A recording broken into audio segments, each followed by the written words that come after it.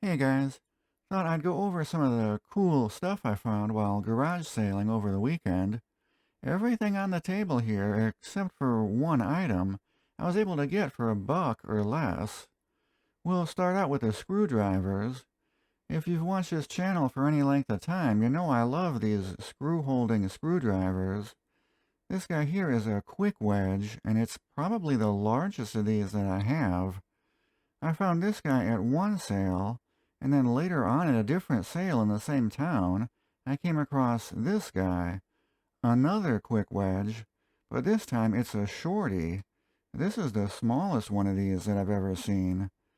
These work by having two blades that spread apart to lock onto the screw. Next up is this wood-handled one. This one was likely manufactured by Irwin, but it's under the Mac Tools brand. And it's not a screwdriver, it's a cotter pin extractor or a spring installation tool. I might have to clean up the handle on this a little bit, but otherwise it's in pretty good shape. Now I normally don't grab the Craftsman screwdrivers anymore since I got tons of these already, but I picked up this one since it's a Robertson, aka square drive or screw locks. We are starting to see more and more of the square drive here in the US. Then I grabbed another Craftsman. This one I got because it has a pocket clip on it. And it has that little divot on the end. A while back we cleaned up an old Vaco pocket clip screwdriver that had that divot on it. And I've been keeping an eye out for another one of these with the divot. These are really handy. Makes it easy to spin the driver. And then I grabbed a third Craftsman. This I grabbed because it is slightly rare. It's the Race-Ist Screwdriver.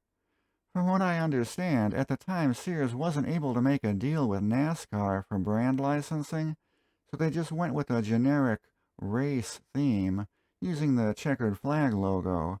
These would have been sold in the late 80s, maybe early 90s.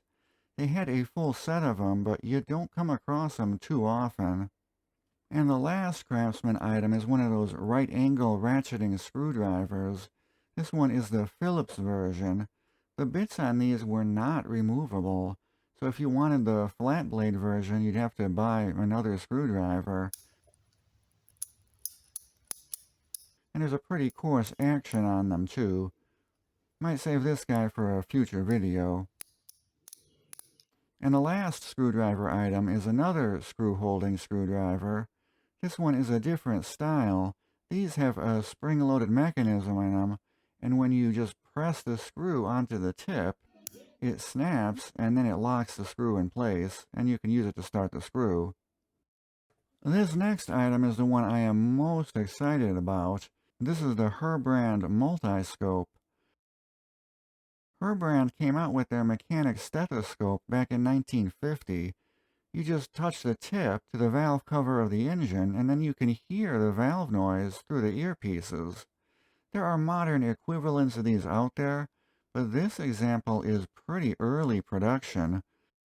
Most of these that you see have a blue acetate handle, whereas this one has a greenish aqua color handle. And it says patent pending on it, so this one was likely produced before the patent was accepted. We'll definitely be doing a full video on this guy sometime in the future. I gotta figure out if I want to try to restore it or just clean it up a little bit. The hoses are all intact, but they are pretty stiff. And it also has two mismatched ear ports on it, so I'll have to sort that out. I could not believe I found this thing, and the guy only wanted $1 for it. And yes, he knew exactly what it was when he was selling it to me. Yeah, this thing is definitely a keeper. I've been looking for one of these for a while now. Next item is this little pocket caliper. I mostly just got this because it looks cool. On the back it says the White Goth Company 1905.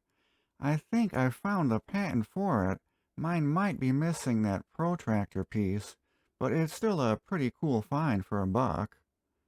Anytime I see a USA-made C-clamp and it's under $1 or less, I just grab it. These are really fun restoration projects, and it's something that you'll actually use after restoring. Now this is another tool that I had been out on the lookout for when one of you mentioned these in a previous video. It looks like a regular pair of slip joint pliers, but look how thin the jaws are on this thing. These are made by Crescent and they're also in great condition.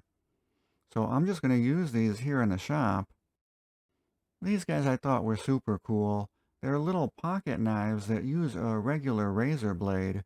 You just grab it and slide the blade forwards. There's a little notch in the handle where you can use that to cut string while the blade is retracted. The handles are just folded over aluminum, and there's a little keychain hole at the back. They both say Wayne Feeds on them, so they were likely some sort of advertising promotional item.